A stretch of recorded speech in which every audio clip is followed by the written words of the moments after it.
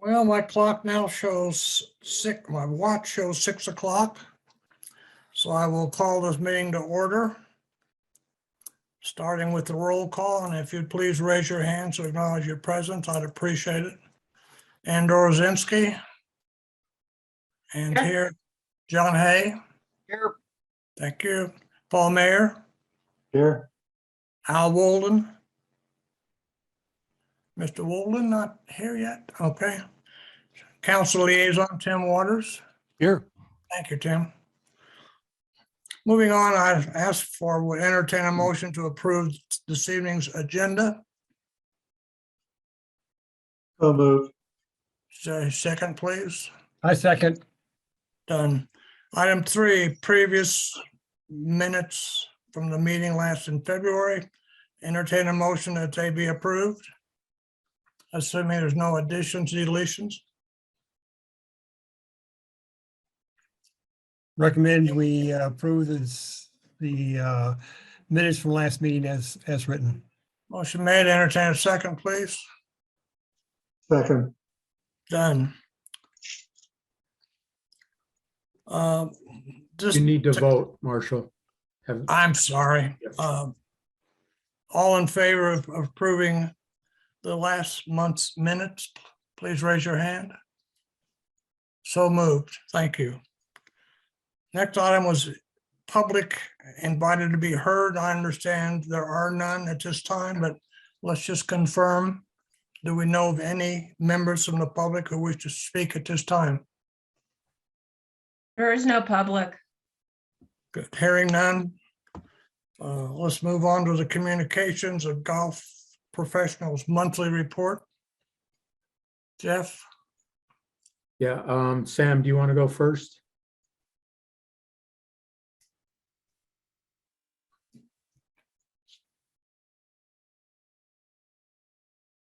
Here I am, sorry. Hello, everybody. Butte Creek reports. So January and February, as we discussed last month, was not very good since we're not opening any days. So we were about 67,000 behind in revenue through February. But the good news is we're making up for it in March. I think that probably by the end of the month, we'll be 50,000 ahead for the month of March. So we're definitely gaining some ground. Weather's been great. When it's good, the demand still seems to be there. So I'm pretty encouraged. I think it's, if it continues this way, I think we're gonna have a good year. If our maintenance guys quit punching holes in the greens, we would have a really good year. But today was an aerification day.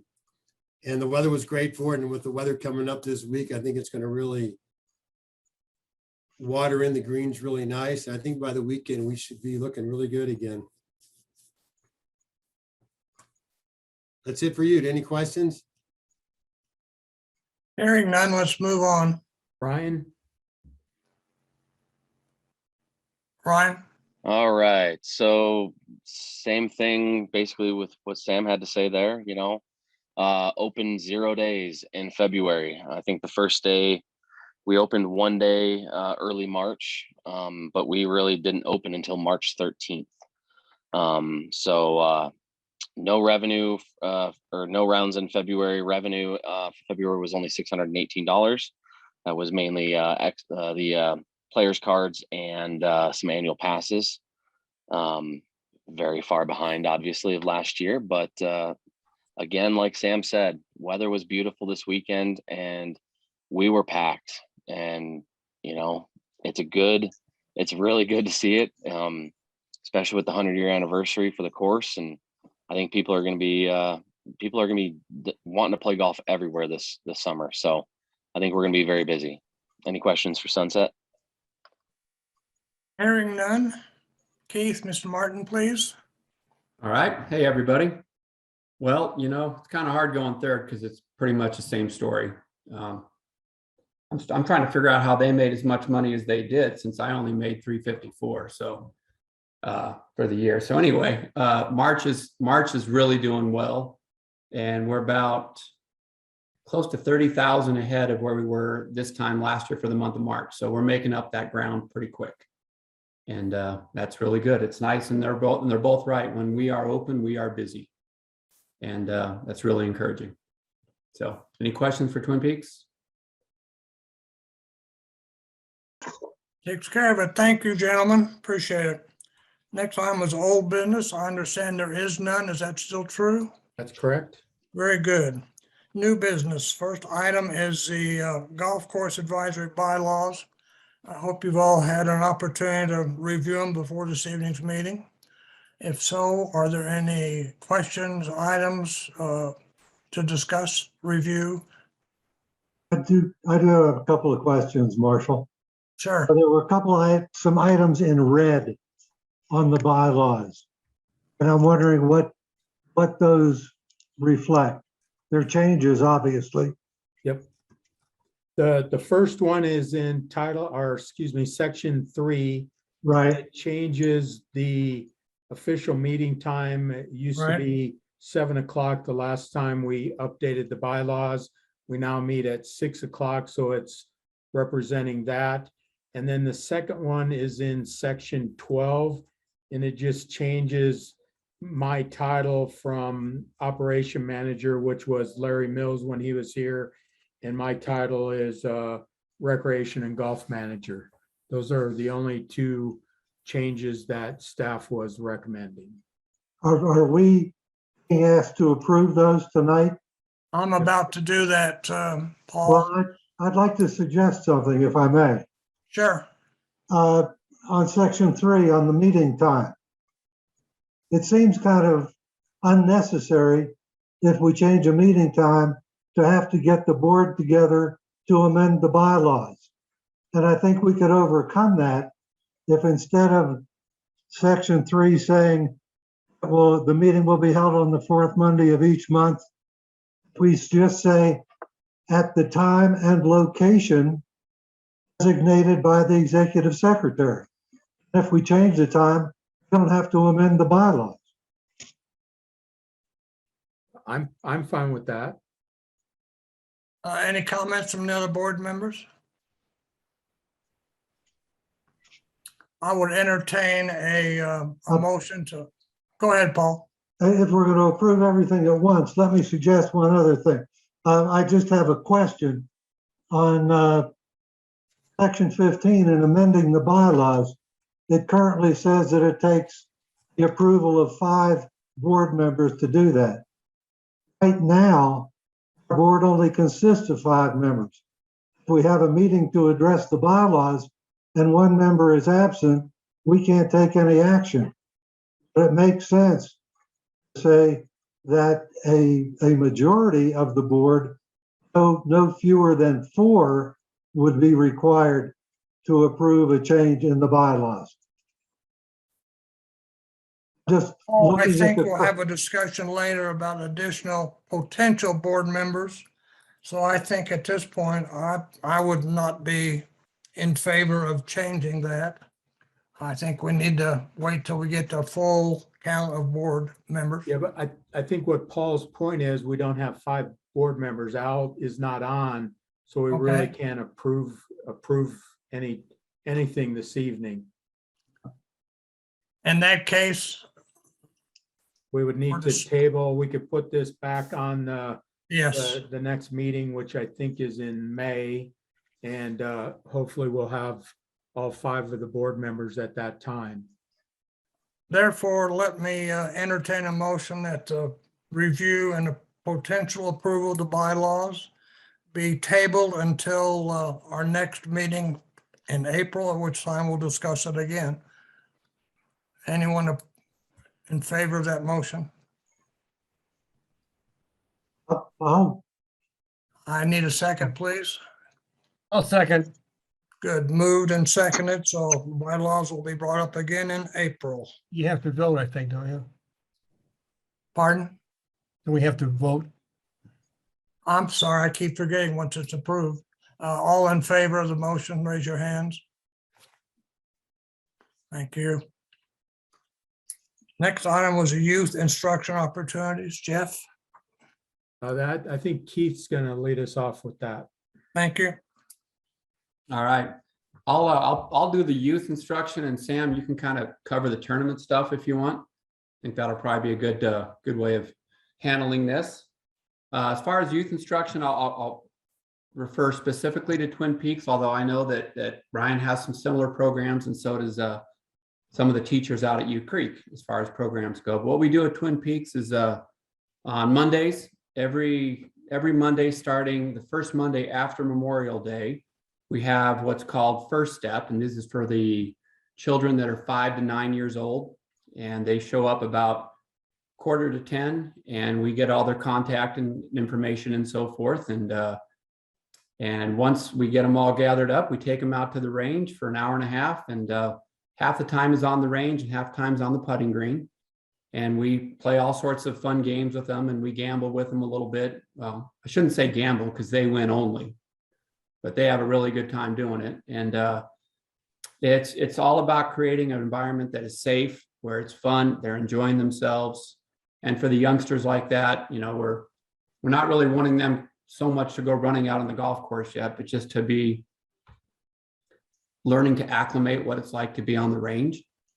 And so we do that, and then at 11:30 we meet back up there and make sure that all the parents get reacquainted with their children, and then we have a lunch if they want to do it. It's an optional lunch of hot dog, chips, and a drink for $3, and the initial lesson fee for it is $20 per person. So it's a very affordable way for the children to get out, get some instruction, learn safety and so forth like that. Then on Tuesday, we do what's called Next Step, which is the day after First Step. And we do this all summer, by the way. But Tuesday, it's kind of the same format. We meet them at 10.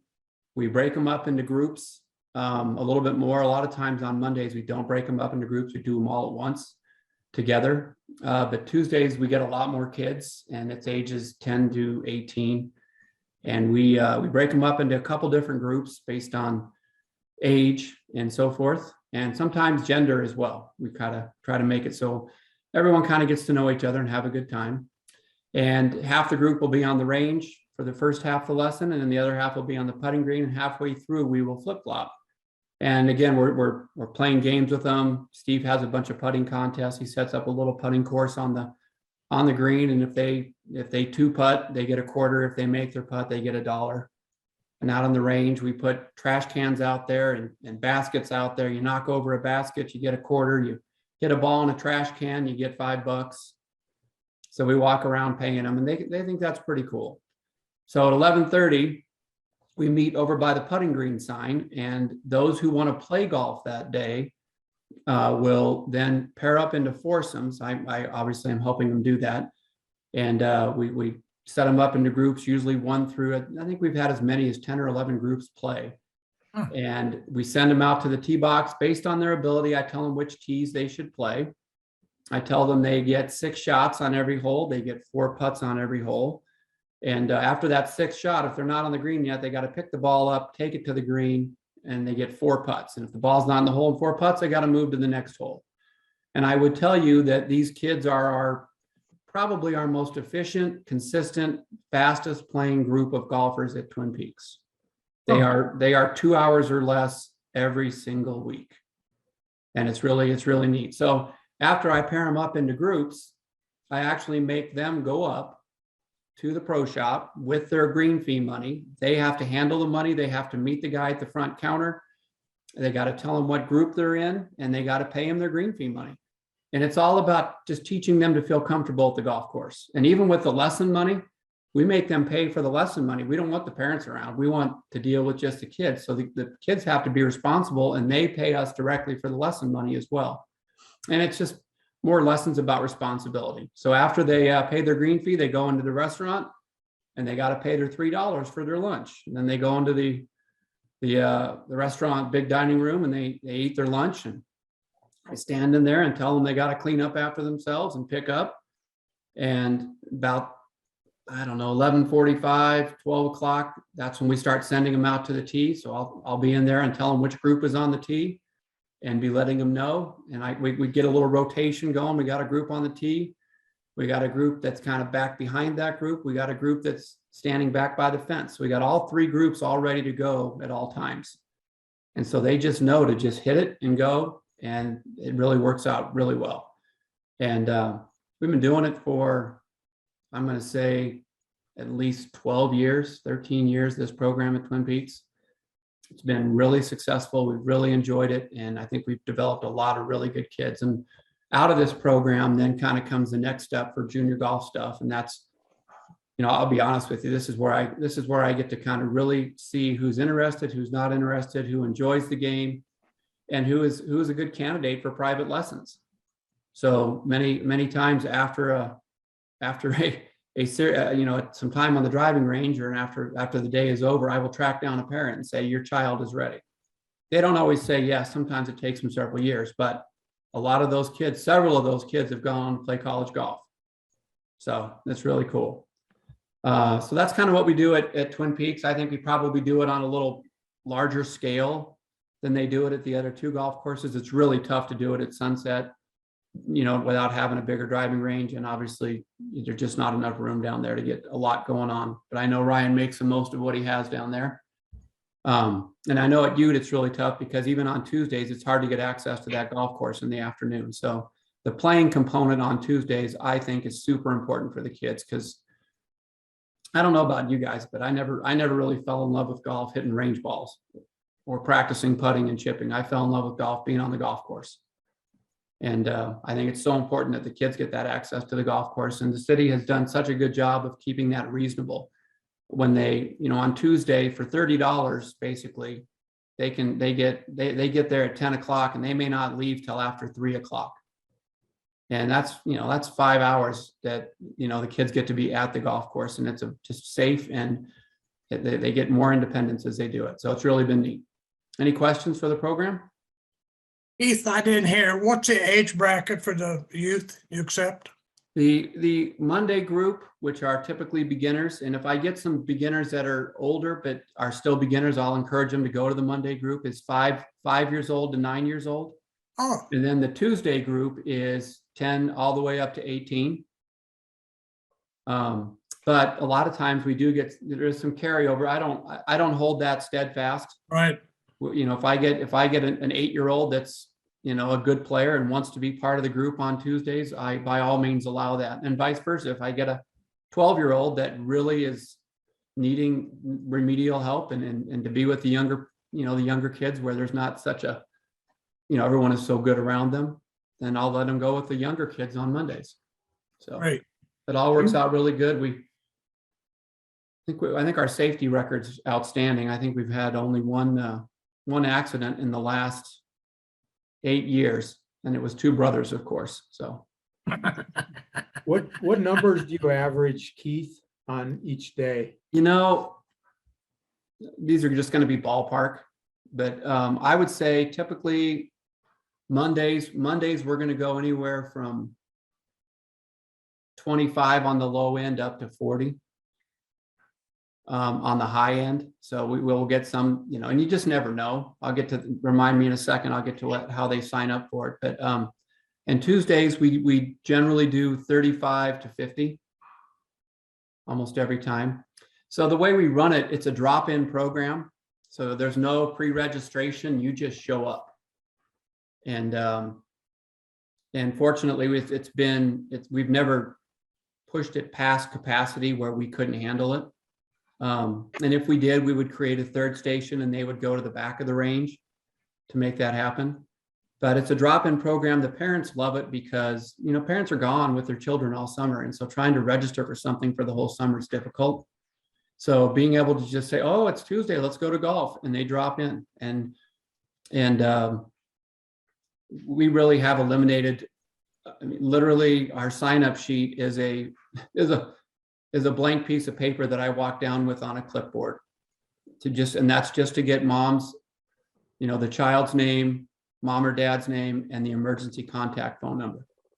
So Good. I think the parents like it because there's not a lot of bureaucracy involved in this at all. The kids really, they have a good time, they enjoy it. And it's a very user-friendly program for both the parents and the kids. Paul Mayor, I'm sure it's not an issue with the real young kids, with the older kids, do you spend some time with them on caring for the course, replacing divots, fixing ball marks, etc.? Absolutely, Paul. That's a great question. But yes, we absolutely do. We make ball marks in the greens and teach them how to use a ball mark repair tool. Absolutely, 100%. We talk to them about picking up their divots. We talk to them about picking up trash. Kind of the big general thumb, that I really want everyone to be aware of is I want them to leave the golf course better than they found it. And so we're constantly talking to them about all those things. I can't say that it always means that it happens, but it is brought up and it is talked to. They get talked to about it. You do that for a bunch of adult golfers as well. Yeah. Any other questions of Keith? It's a great I program. have a question. Hey, Keith, you're talking about managing 25, 30, 35 children. Who's the we that manages all these? That's a good question, John. So it's really kind of cool because the we is predominantly me and Steve Kunselman, my assistant. Right. But then what's even better that has really happened over the last few years, we get all these high school kids that play high school golf that actually want to be part of it and show up and help the kids. So I think at one point last year, we had 6 different young men helping us with the children. And Steve and I could do it, believe it or not, we could do it without any help. But as far as shuttling buckets of balls from one side of the range to the other when the kids run out of balls, because it's nothing for us to have 25 stations on the driving range along the bottom of the range. And so we got 25 kids at the same time hitting balls. And some kids are actually diligent and really try hard and are really trying to get the most out of, and other ones are just machine gunners and they can't hit a ball fast enough and they sometimes hit half the pile. So they run out of balls pretty quick. So I'm having those high school volunteers out there really has helped shuttling balls back and forth. It's cut down on the amount of steps that I get, when I do it, but the kids are enjoying getting the balls quicker to them. So it works out good. Wow. Any other questions, Keith? Hearing none, let's move on to item D, was how to schedule a tournament. And I'm going to let Sam go ahead and take that because I think Okay. Sam's scheduling is going to be a little more.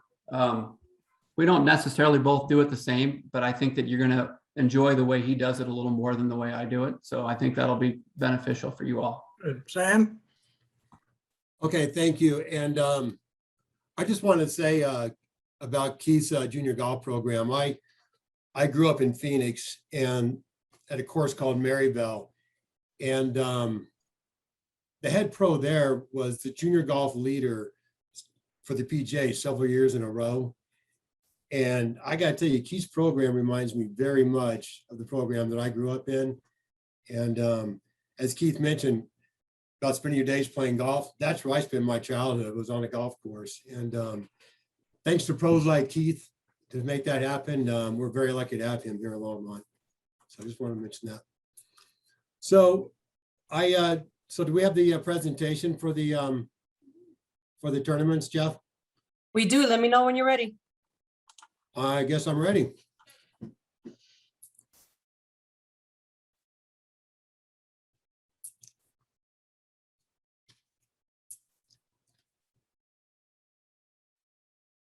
Can you guys see that? There we Okay, go. here it is. Got it. So whenever I saw this agenda item on the for the meeting, I felt like Bobby Boucher trying to explain how to sack quarterbacks. So I thought, you know what, maybe I'll just put a presentation together and maybe make it easier to explain. So here we go. Next slide, please. So to get the process started for a tournament is really simple. We just basically select a date, time, number of players that they may want. And if it works out for us, the day of the week, where it's not going to interfere with a potentially busy day for us, we schedule it, we settle on a price, collect a deposit to hold the date. And it's really that simple. Most of our tournaments are fundraisers, and they're typically a shotgun start. and typically a scramble format. Next slide, please. So this is really where the work begins after once the tournament's booked, is to try to generate players. And one thing that we do to help out with that on our end is once they develop a flyer, we'll post it on our bulletin boards around the clubhouse, post it on our website. Danielle does a great job helping us with that. Send out e-blast for the event as well. And we do everything we can to get them. Tournaments range anywhere from 50 to 144 players. And again, they're typically a shotgun start. Next slide, please.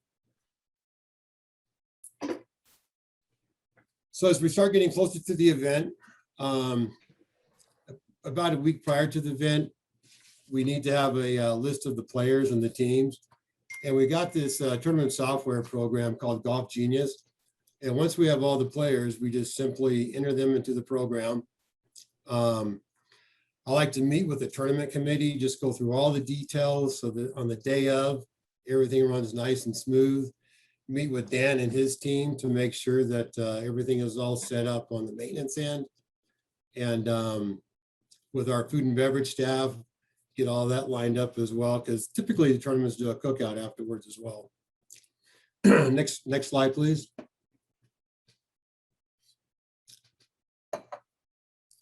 Once all of the players are set up into the Golf Genius program, it makes everything so much easier. Back in the old days, we used to do everything by hand.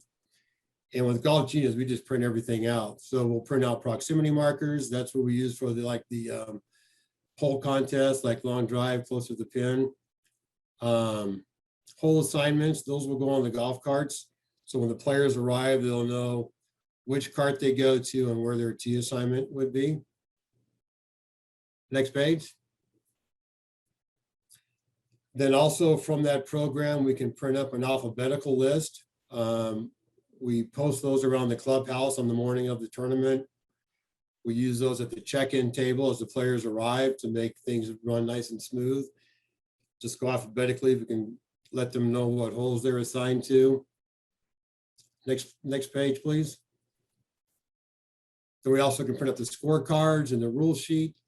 And all that will go on the golf carts as well. Next slide. Okay, then on the morning of the event, we get in before the sun comes up and start loading up the golf carts, get the hole assignments on there, the scorecards, goodie bags. A lot of times the tournaments will have like tee prizes with gifts. We'll put those in the carts. The most important cart and the one that's most recommended by all the tournaments is our beverage carts. So the beverage cart staff gets in early, gets all that lined up as well. Next slide, please. Maintenance will get out and we'll get everything set up. As far as like the contest holes, sometimes you'll see like a straight line down the middle of the fairway for our closest to the line. Sometimes they'll put like a circle on the greens for like to raise extra money. Bet so much money, you get inside the circle, you can double your money or whatever, but there's chances of that for the players to win more money and also for the tournament to raise more for their fundraiser. And one of the most important things is to double check the yardage. Like this hole here is number 16. That's our typical hole for the hole-in-one contest. The tournament will pay, they'll pay a fee to an insurance company for like a $25,000 prize or a car or whatever it may be. And if they happen to make that and our yardage isn't correct, then Jeff Friesner is buying somebody a car. So we got to make sure that those are very accurate. And with our new range finding devices, that certainly helps. Next slide, please. About 20 minutes prior to the event, I like to get everybody together just to go over all the rules. I like to thank the sponsors for coming out, the coordinator for putting the tournament together. where to return the cards, scorecards, where to meet for lunch, and for the awards. Next slide. Then while they're out having a good time, we're still working our tails off, putting everything together. We've got a buffet. We'll put the buffet together. And we got kids at our golf course too, just like Keith's junior program. There's a little bit older. Looking at this guy here, he may have spent a little too much time with the beverage cart, possibly too, but tournaments are a lot of fun, and it's really fun putting them together. It's a lot of work, but it sure is a lot of fun. Next slide, please. And this is it. This is it. At the end of the day, we post the scores. The scoreboards you see there, those are also printed off of the software program. We determine the winners, serve lunch, hand out awards, and we're done. And it's really just that simple. A lot of work, but it's simple. Any questions? Sam, I saw on one of the first slides, there's a $150 charge to reserve things. What is the cost to have the tournament, and what did the tournament packages mean? Okay, go back up to the first slide and I'll show you, please.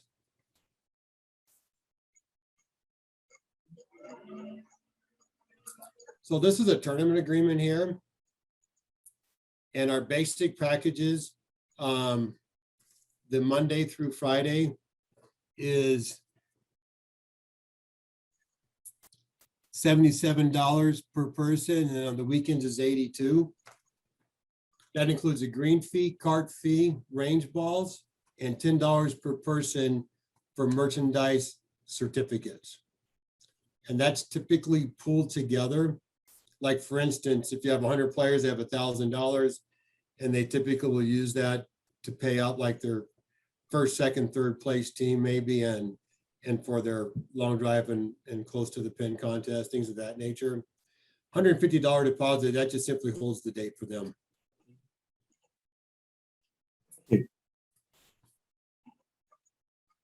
If they want to add a lunch onto it, then it just depends on what they want for their lunch, then that'll just be an extra add-on. Sam, could you Any other talk a little questions bit for- about what tournaments you have scheduled right now? Well, in a typical year, we will do between 15 to 20 tournaments a year. And then 2020 happened and we did 0 tournaments because of the social distancing. We got a late start in 2019 and we ended up with 6 tournaments. This year, we actually are up to 10. I think the smallest tournament that we have is around 50 players. And then we have a couple big tournaments at 144 players, which is the full field, 2 groups on each team.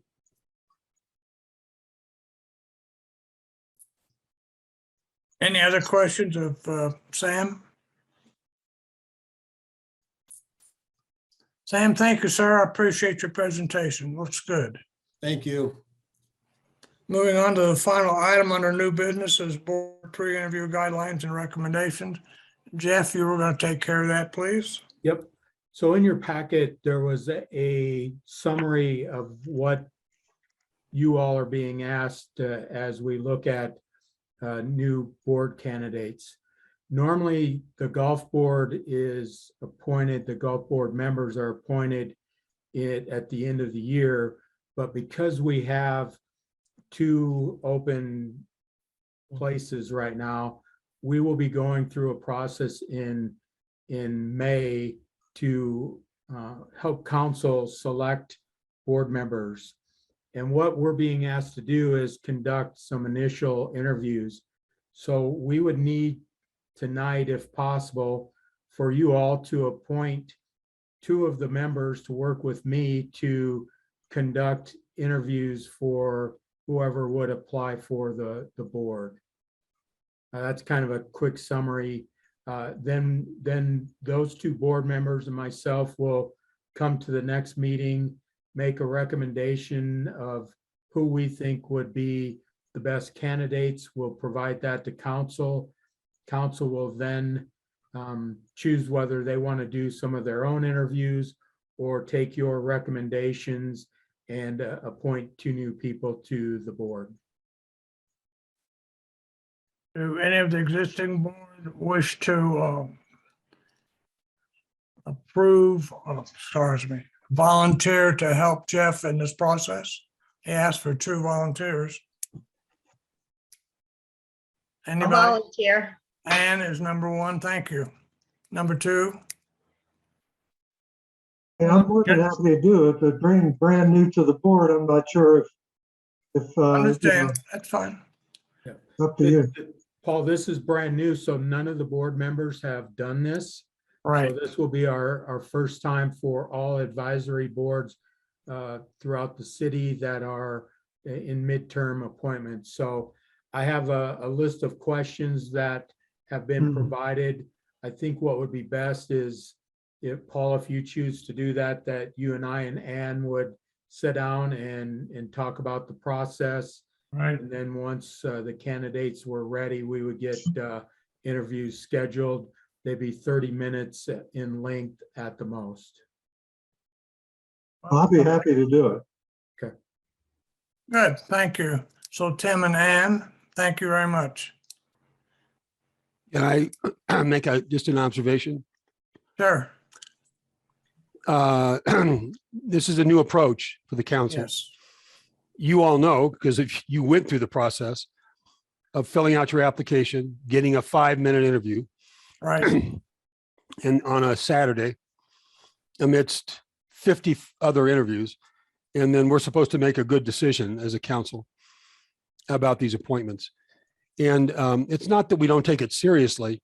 I just, for myself, have never gone through a process where you get just a very slight snapshot of a candidate without, not that we don't look at their applications, but we get a, notebook of 600 pages of applications.